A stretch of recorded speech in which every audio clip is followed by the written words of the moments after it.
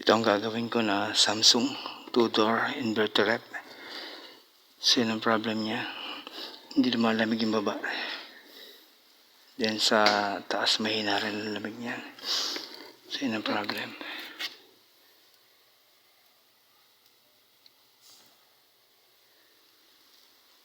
Punong-puno ng yelo, barado ng yelo.